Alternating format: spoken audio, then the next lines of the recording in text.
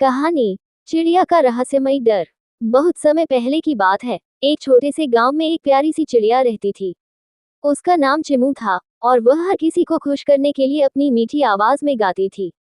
गांव के लोग उसे बहुत प्यार करते थे क्योंकि उसकी आवाज सुनकर उनका दिल खुश हो जाता था।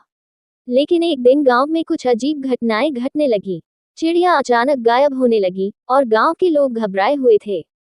कोई नहीं जानता था कि क्या हो रहा है, लेकिन चिमू चिड़िया को ये घटनाएं बहुत डराने लगी।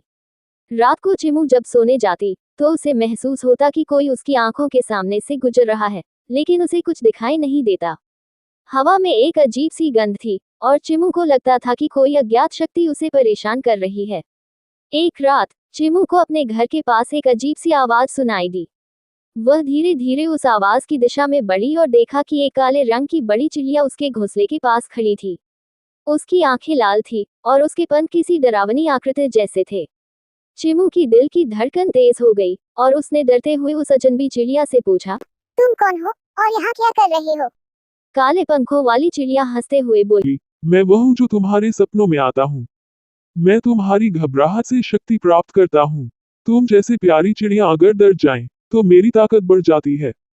चिमू ने सोचा, यह मेरी चिंता बढ़ा रहा है, लेकिन मुझे डर से भागना नहीं चाहिए। चिमू ने पूरे गांव के चिड़ियों को इकट्ठा किया और उन्हें बताया कि कैसे ये डरावनी चिड़िया उनके सपनों को और मन को परेशान करती है। सभी चिड़िया मिलकर एकजुट हुई और शांति से अपने घोंसलों में बैठकर एक सामूहिक गीत गाने लगी।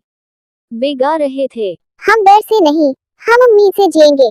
हमारी आवाज से अंधेरा भाग जाएगा। अचानक काले पंखों वाली चिड़िया चिल्लाती हुई उड़ गई और उसके बाद से गांव में कभी भी ऐसी अजीब घटनाएं नहीं हुई। चिमू और उसकी दोस्तों ने सिखा लिया कि डर का सामना करने पर वह डर दूर हो जाता है। डर का सामना करने से ही वह दूर होता है और जब हम एकजुट होते हैं तो कोई भी शक्ति हमें डरा नहीं सकती।